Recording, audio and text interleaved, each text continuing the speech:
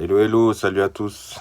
Bienvenue à vous, très chers abonnés. J'espère que ça va bien de votre côté. Aujourd'hui, je vais faire une petite présentation des travaux que j'ai à faire sur le fourgon. Étant donné que j'ai pas mal de travaux à faire pour faire un super voyage, je pense que je vais prendre une partie des choses et les faire après. Et le plus important, tout de suite. Donc, on va faire un petit tour à la casse et voir ce qu'on peut y trouver. Je dis à tout de suite, changez pas de chaîne et surtout, restez connectés. Appuyez sur la cloche de notification pour avoir nos nouvelles vidéos.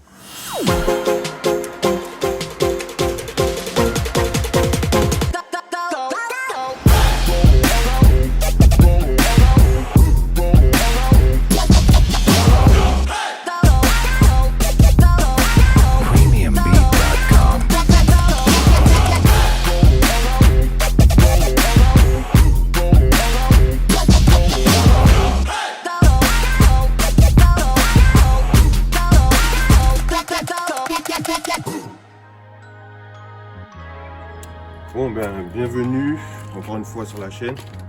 Du coup, on a la casse. Il y a un Renault Master. Je vais prendre cette pièce là. Le seul problème, vous allez voir, c'est qu'il faut virer tout ça. Et là, c'est un big problème quoi, parce que je peux pas me permettre de virer tout ça en mode solo. Et c'est un peu chiant. Et donc, j'aurais bien besoin de cette pièce là pour finir. Parce que la porte elle arrête pas de tomber et c'est cette glissière là qui permet de faire le travail. Donc je sais pas comment faire, ça me casse les pieds.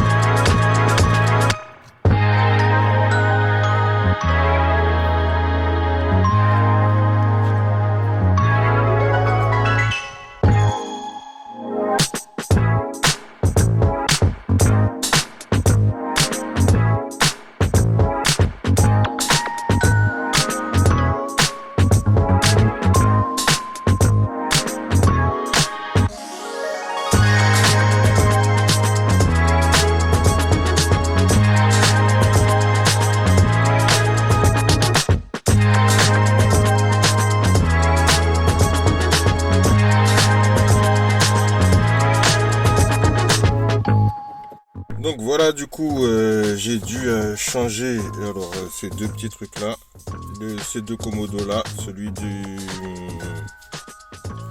l'essuie-glace et celui des feux, parce que quand je mettais les feux, du coup dès que je mettais les clignotants, lorsque j'avais les feux de croisement, ça sortait directement, ça retirait les feux. Donc mon Komodo il était mort, donc j'ai changé celui que j'ai trouvé à la casse.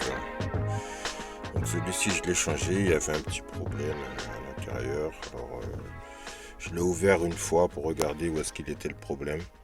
En fait c'est un faux contact qu'il y a dedans et c'est par rapport à du métal. Donc aller chercher le bon truc de métal à l'intérieur, c'est mission impossible.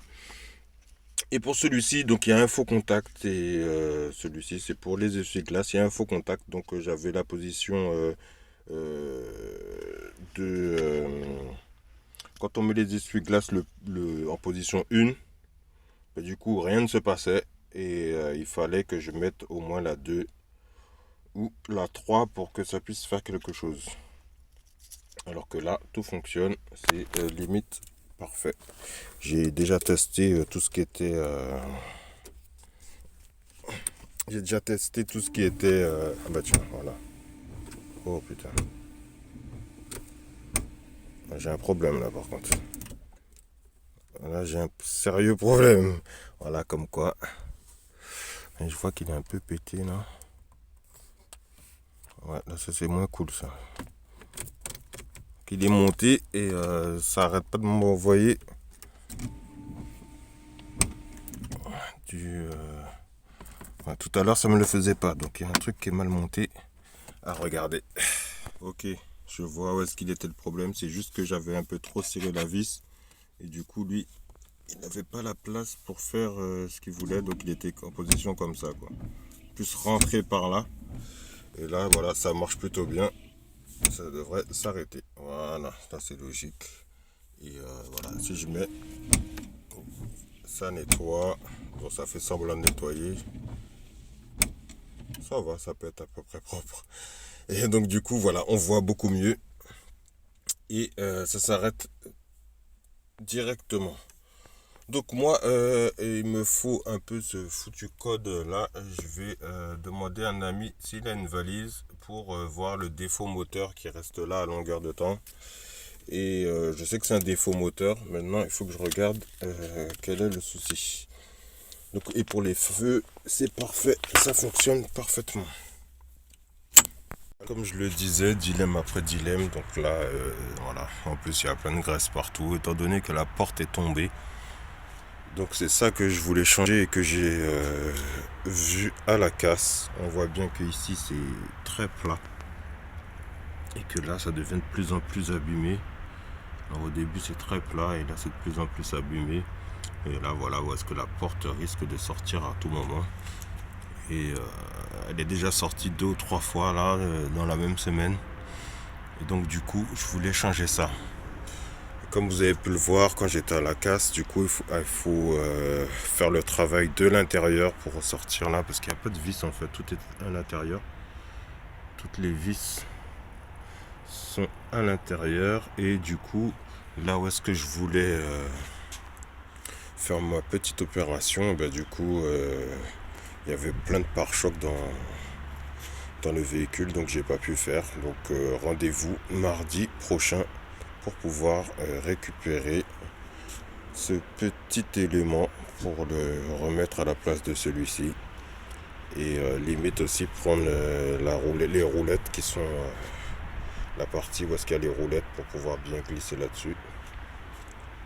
J'ai pu récupérer ce petit bout là. Alors là je vois que voilà, c'est un peu cassé.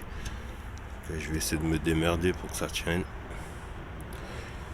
Et donc ça c'est à l'intérieur du fourgon. Je vais m'en occuper après parce que là il fait assez froid. Ici là.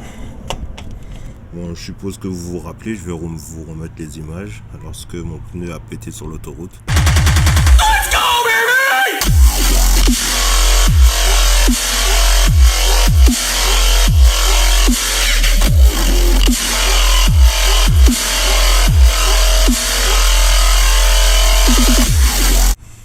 Et du coup là je vais remettre la partie qui est là que j'ai déjà acheté aussi.